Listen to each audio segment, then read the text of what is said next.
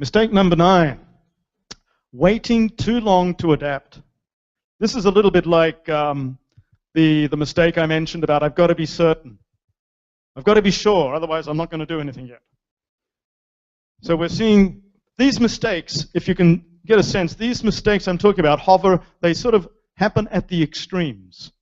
Well, not extremes, but there are two ends of the spectrum. Right? Being careless, being lazy, being thoughtless, and at the other end, being too concerned about analysis, about risk, and in this case, it's waiting too long. So some entrepreneurs, they commit to a plan and then they refuse to change it, right? We developed a business plan. It took us 6 months, and then we actually won a prize for our business plan. We went to the demo day and we came first. Why should we? Well, I'm not going to change it now. It took us 6 months. Or if I am going to change it, it's going to take us another 6 months to change it. This is one of the problems in some of the traditional forms of business planning. And I think, again, iStarter takes a different approach, a much more flexible, adaptive approach to the way you do things. But in traditional business planning, business plans can sometimes become a bit of a chain, a weight, something you've got to carry. Or entrepreneurs, they require conclusive evidence before changing their strategies. Again, I've got to prove it before I adapt. Now, this can be a big problem because often in high tech, especially in high technology markets or in many contemporary markets, things change rapidly. And you're going to have to move quickly. In dynamic markets, assume you will need to adapt quickly. I recommend that to you as your assumption. Assume the need to adapt quickly. Be ready for it. There's a new market. Quick, we've got to pivot. We've got to move. Or a competitor just came out with a similar product. Quick, we've got to do something to respond. Right? Especially in entrepreneurial and especially in high technology markets, assume the need to adapt and change. And that then leads you to think, well, then how do I need to organize? How do I need to plan? I need to do it in a way that's going to make it easier to change and not get locked in. Look for the early signs of change. And they might be good or bad. And then get ready to pivot. Do we know the word pivot? That's an English term that's become very popular in entrepreneurship. Huh? In ballet, in dance, right? When they do these twirls, I won't try it, I'll look stupid. They pivot. It's a changing direction, doing a twist.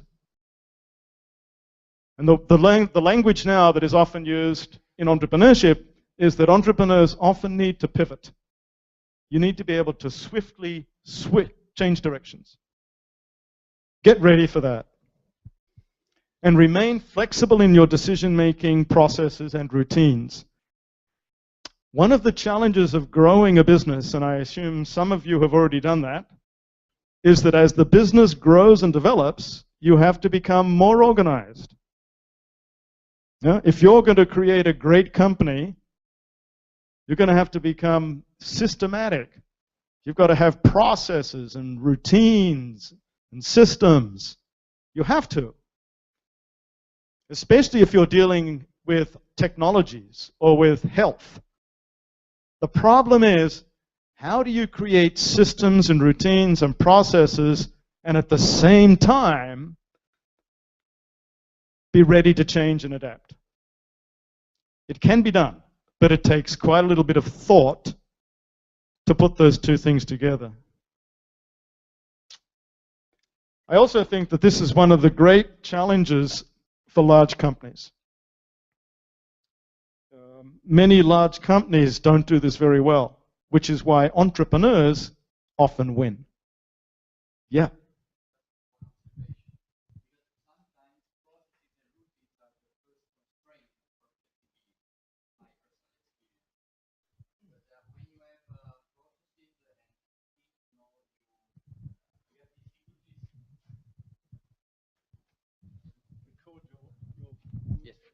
Yeah, okay. So my point was that sometimes, especially in big companies and other realities, processes and routines are the first constraint for the flexibility.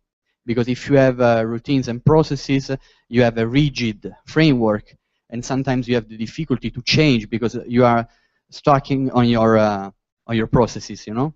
So this is just one observation that I have from my experience. Would anybody else like to add on that? Yeah? This gentleman over here. It is somehow inevitable to Yes? it is somehow inevitable to have processes and routines when you grow. So the problem is to make a dance the elephant, as they say. Yes. So anybody had experience of trying to make the elephant dance? Yeah? Not easy. That's a great challenge. It's a great question. It's also another. Well, we could talk about that for a few hours. Yeah. To put it simply, my recommendation is you want to build what I call entrepreneurial capability, an entrepreneurial mindset into the company. That you can do. Yeah? Think about your incentive schemes. What do people get rewarded for? What are they paid to do? Think about how flexible you define roles. Think about the type of people you recruit and then how you train them. Then think about how you organize in the company. Are you building silos with walls? Right? Or do you try and, yes, build a company where things can flow and people move and ideas can be shared?